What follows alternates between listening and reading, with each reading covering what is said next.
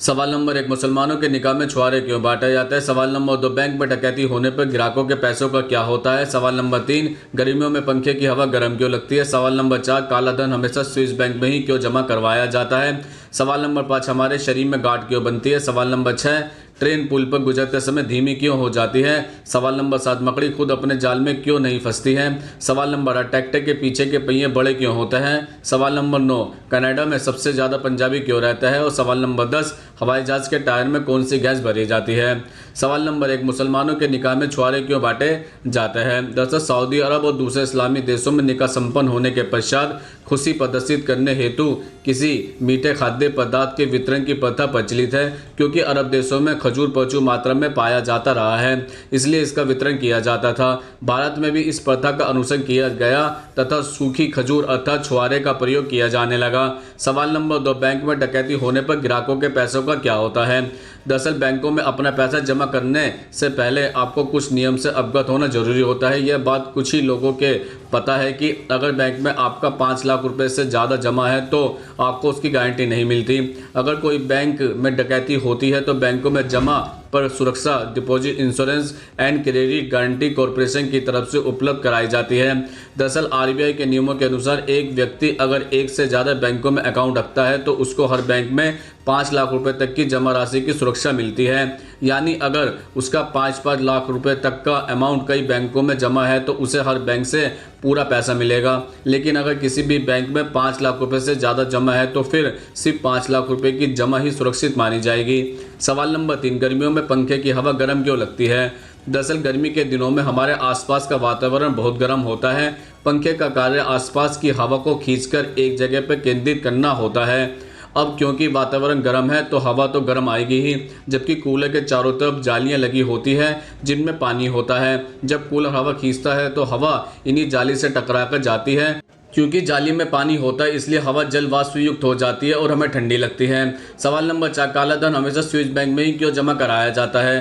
दरअसल Swiss banking नियमों के अनुसार किसी भी खाता धारक का नाम और जानकारी बैंक द्वारा सार्वजनिक नहीं की जा सकती जब तक कि स्विस कोर्ट से इस संबंध में कोई आदेश नहीं आता, और कोर्ट जब तक इस प्रकार का आदेश नहीं देता तब तक कि खाता धारक पर धोखाधड़ी या चोरी का इल्जाम ना हो। स्विस बैंकों कि इसी गोपनीयता के कारण ज़्यादातर काला धन वहीं पर जमा होता है।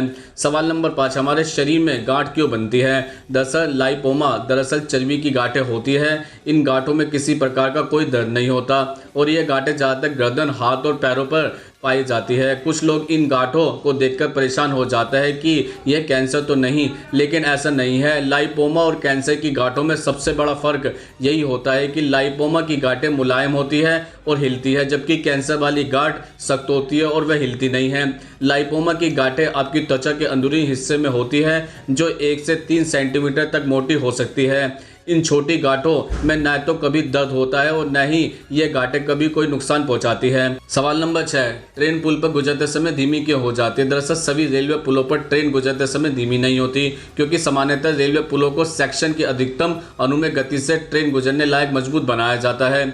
दरअसल रेलवे ट्रैक पर लगातार ट्रेनें गुजरने से उसकी मरम्मत की आवश्यकता होती है। ऐसी मरम्मत समय समय पर रेलवे पुलों की भी की जाती है। कुछ विशेष मरम्मत कार्य ट्रेनों को पूरी तरह से रोकने के बाद ब्लॉक लेकर किए जाता है। इसी दौरान उतने हिस्से पर रेल यातायात को पूरी तरह से रोक दिया जाता है और फिर मरम्मत कार्य पूरा होने पर सुरक्षा की दृष्टि से या तकनीकी कारणों से कुछ शुरुआती ट्रेनों को प्रतिबंधित गति से निकाला जाता है। इसके अतिरिक्त कुछ मरम्मत कार्यों के दौरान ट्रैफिक की रोकने की आवश्यकता नहीं होती, लेकिन गति को प्रतिबंधित किया जाता है। इस तरह के कार्य अगर किसी रेल पुल या आसपास के ट्रैक पर किया जा रहा है तो वहां गति को कम कर दिया जाता है। दरअसल यदि किसी रेल पुल की नियत मरम्मत जैसे वार्षिक चैनल बदली करना इत्यादि या अन्य कार्य करना है तब भी गति को कम कर दिया जाता है और ट्रेनें धीमी गति से चलती है। या फिर कुछ रेल पुल वाकई इतने पुराने हो सकते हैं कि उन पर अधिकतम अनुमेय गति से ट्रेन को चलाना खतरनाक है। तब ऐसी स्थिति में नया पुल बनने या मरम्मत होने तक वहां पर सतर्कता आदेश जारी करके ट्रेनों को धीमी गति से चलाया जाता है। कहीं कहीं कुछ ब्रिटिश कालीन गार्डर्स पुलों पर भी ट्रेनों की गति सुरक्षा कारणों से धीमी रखी जाती है। सवाल नंबर 7, मकड़ी खुद अपने जाल में क्यों नहीं फंसते? दरअसल मकड़ी अपने शिकार को फांसने के लिए जाल बुनती है। छोटे छोटे कीड़े इस जाल में आसानी से फंस जाते हैं। इन कीड़ों का जाल से निकलना काफ़ी मुश्किल होता है, लेकिन आपने कभी गौर से देखा होगा तो पाया होगा कि मकड़ी खुद उस जाल में एक जगह से दूसरी जगह आसानी से घूम लेती है। दरअसल मकड़ी का पूरा जाल चिपकने वाला नहीं होता, वह इसका कुछ ही हिस्सा चिपचिपा बुनती है। वहीं इसके अलावा वैसा हिस्सा जहाँ मकड़ी खुद आराम से रहती है वह बिना चिपचिपे पदार्थ के बनाया जाता है, इसलिए वह आसानी से इसमें घूम लेती है। वैसे अपने ही जाल में फंसने से बचने के लिए मकड़ी एक और तकरीब निकालती है। वह रोजाना अपने पैर काफ़ी अच्छे से साफ करती है ताकि इन पर लगी धूल और दूसरे कण निकल जाए। कुछ वैज्ञानिक मानते हैं कि मकड़ी का पैर तेलिया होता है, इसलिए वह जाल में नहीं फंसती और इसमें घूमती रहती है। लेकिन सच यह है कि मकड़ियों के पास ऑयली ग्लैडस ग्रंथियाँ नहीं होती हैं। वहीं कुछ वैज्ञानिक इसकी वजह मकड़ी की टांगों पर मौजूद बालों को मानते हैं, जिन पर जाले की चिपचिपाहट का कोई असर नहीं होता है। सवाल नंबर 8, ट्रैक्टर के पीछे के 2 पहिए बड़े क्यों होते हैं? दरअसल ट्रैक्टर शब्द लैटिन भाषा के शब्द ट्रैक्टस और लैक्टिव्स जैसे शब्दों से संबंधित है, जिसका अर्थ होता है ट्रैक्टस, जिसका अर्थ है खींचना। ट्रैक्टर को आमतौर पर स्पेशल खींचने के लिए डिजाइन किया गया है। ज़्यादातर ट्रैक्टर में आगे के पहिए छोटे, पीछे के पहिए बड़े होते हैं। आगे के 2 पहिए होते हैं वह स्टीयरिंग के लिए उपयोगी है। आपने देखा होगा कि आगे वाले पहिए छोटे और पीछे वाले बड़े होते हैं। ऐसा क्यों होता है? दरअसल आज हम सिंपल तरीके से जानेंगे कि ऐसा क्या कारण है जिसकी वजह से ऐसा डिजाइन किया गया है। दरअसल आगे के 2 पहियों की त्रिज्या छोटी होने की वजह से आसानी से उसे स्टीयरिंग की मदद से मोड़ा जा सकता है। बड़े पहिए की तुलना में वजन में हल्का होने से कंट्रोल करने में आसानी रहती है। अगर कॉस्ट की बात करें तो छोटे पहिए की कीमत भी बड़े पहियों से कम होती है। दरअसल ट्रैक्टर की डिजाइन ऐसी बनाई गई है जहाँ अच्छी जमीन कम और उबड़-खाबड़ ज़्यादा हो, जैसे कि खेतों में जमीन होती है। अब ऐसे में पीछे वाले पहिए छोटे होंगे तो ऐसी जमीन में फिसल जाएंगे। आपने देखा होगा कि कीचड़ में छोटे पहिए वाले जैसे कि कार जल्दी फंस जाते हैं और पहिए गोल गोल वहीं पर घूमने लगते हैं। ऐसा ना हो इसलिए बड़े पहिए होते हैं। जितने पहिए बड़े होंगे उतनी ही पकड़ में भी अच्छी होगी। ट्रैक्टर की डिज़ाइन कोई चीज़ को खींच सकती है ऐसी बनाई जाती है। खींचने पर बड़े पहिए पर भारी वजन का दबाव ज़्यादा आता है। इसकी वजह से भारी वजन से बड़े पहिए कीचड़ वाली जगह की सरफेस पर भी अच्छी तरह से चल सकते हैं। दरअसल ट्रैक्टर के बड़े टायर पर बड़े बड़े ग्रिप की डिज़ाइन होती है जो ज़मीन को अच्छी तरह से काटकर आगे की ओर चल सकते हैं।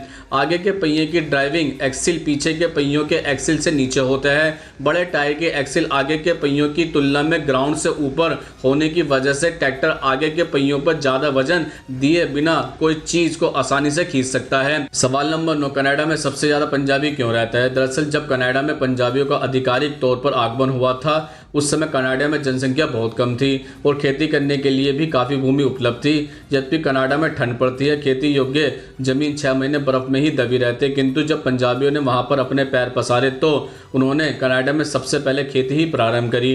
दरअसल यह बात सन 1906 के आसपास से शुरू होकर आज तक चली आ रही है।